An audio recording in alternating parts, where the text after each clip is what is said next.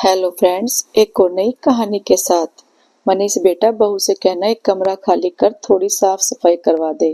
2 दिन बाद दीदी आने वाली है और हाँ, रीटा मीना भी 10 दिन बच्चों की छुट्टियां हैं तो आ रही हैं। तू तो जानता है हमारा मकान तो छोटा है तो सबको दिक्कत होगी। मैं और तेरी माँ भी 10 दिन के लिए उधर ही आ रहे हैं। वैसे भी छोटी बहू मायके जा रही है तो हम अकेले क्या करेंगे। ये भी कोई कहने की बात है पापा, घर आपका है, जब चाहे आओ। 10 दिन क्या, मैं तो चाहता हूँ आप हमेशा के लिए हमारे साथ रहो। बहू से बता देना। मनीषा ने घर आते ही प्रिया को सारी बात बताई। लेकिन मनीष, आप तो कहे थे तुझे मायके जाकर बहुत दिन हो गए, 10 दिन छुट्टियां हैं तो चली जाना।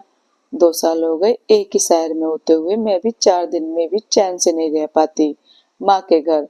मेरा भी तो मन करता है ना। तो क्या करूं, मना कर दूं पापा को कि हम अलग रहते हैं, अब आप हमारी जिम्मेदारी नहीं हो, आप अपना देख लो। अरे उनका मकान छोटा है और सपना भी मायके जा रही है तो ये अच्छा है मनीष। हर छुट्टियों में देवरानी जी पियर चली जाएं।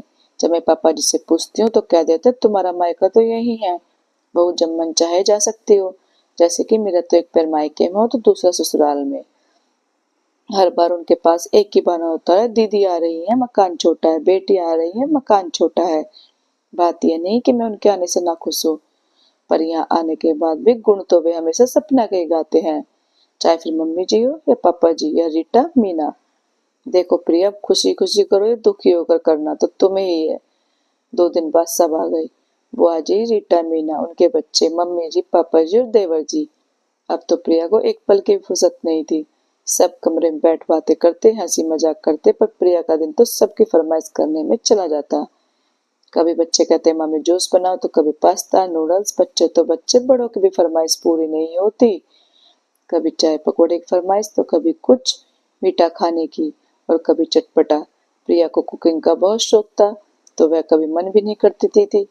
हंसते हंसते दिन भर सबकी फरमाइशें पूरी करती। एक दिन की बात है, सब हॉल में बैठकर बातें कर रहे थे। बुआ जी आई हुई थी और रविवार का दिन था तो पूरे दिन लोगों का आना जाना लगा रहता था। बातों बातों में बेटा बहू की बात छिड़ी। सब अपने अपने बेटा बहू की तारीफ कर रहे थे तो रमेश जी तपाक से बोले, हम तो अपने छोटे बेटा बहू के साथ रहते हैं, सेवा तो वे करते हैं, यहाँ तक तो ठीक है, हम कुछ दिन के लिए मेहमान हैं। बुआ जी को ये बात कुछ हजम नहीं हुई।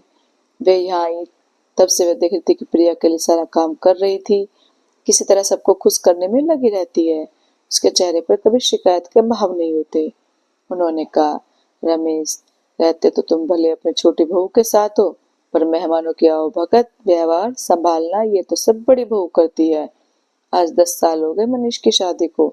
8 साल से तुम्हारे साथ था और 2 साल से जुदा है, पर हर बार जब मैं आती हूँ, रीटा मीना आती है, सेवा तो बड़ी बहू करती है। 4 साल तो छोटी बहू को आए भी हो गए, पर लगता है नंदो और बुआ जी का नाम सुनते ही मायके भाग जाती है। ऐसी बात नहीं दीदी, आप तो जानती हो ना। दीदी, हमारा मकान छोटा पड़ता है। अरे रमेश, मकान नहीं, इंसान का दिल बड़ा होना चाहिए। और बड़ी बहू को अच्छे होने के लिए किसी के सर्टिफिकेट होने की बिल्कुल भी जरूरत नहीं है।